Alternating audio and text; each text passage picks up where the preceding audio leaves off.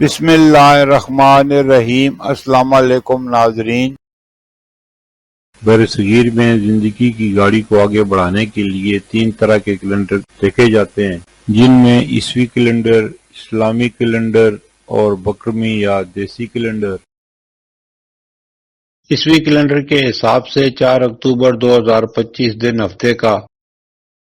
پاکستان، بنگلہ دیش اور دیگر ممالک میں ہجری یا قمری کیلنڈر کے حساب سے 10 ربیع الثانی 1447 ہجری دن ہفتے کا۔ سعودی عرب اور دیگر خلیجی ممالک میں ہجری یا قمری کیلنڈر کے حساب سے 12 ربیع الثانی 1447 ہجری دن ہفتے کا۔ پنجابی یا بکرمی کیلنڈر کے حساب سے 20 اسو 2082 دن ہفتے کا۔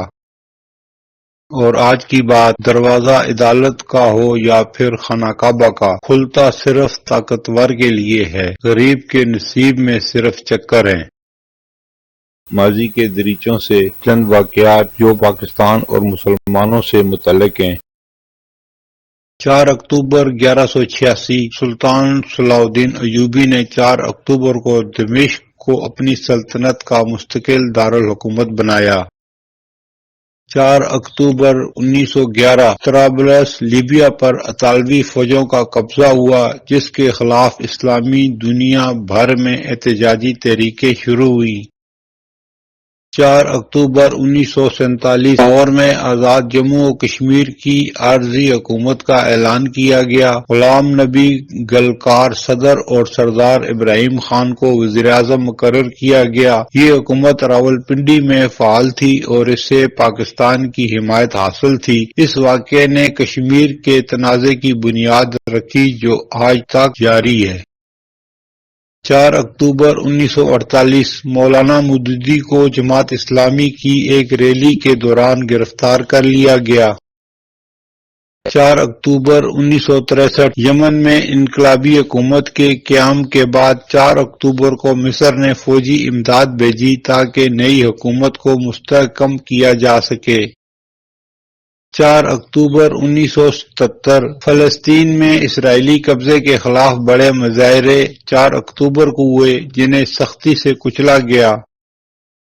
4 اکتوبر 1992 بوسنیا کی جنگ کے دوران سرب افواج نے 4 اکتوبر کو مسلمان بستیوں پر شدید حملے کیے، جس پر OIC نے تشویش ظاہر کی۔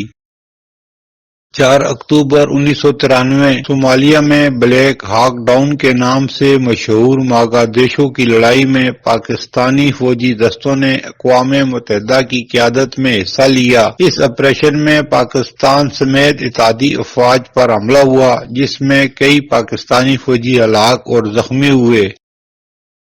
4 اکتوبر 1995 مسعود رانا پاکستانی گلوکار اردو پنجابی میں گیت گائے، ریل کے سفر کے دوران دل کا دورہ پڑنے سے خالق حقیقی سے جا ملے۔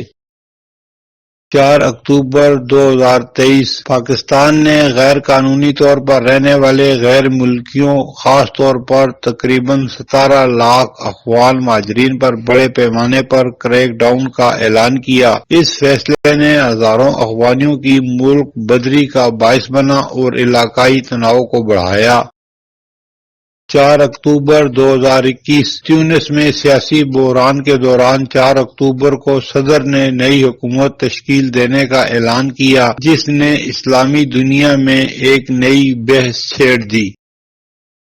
پھر ملیں گے اگلی ویڈیو میں، جب تک دیجیے مجھے اجازت، اللہ حافظ۔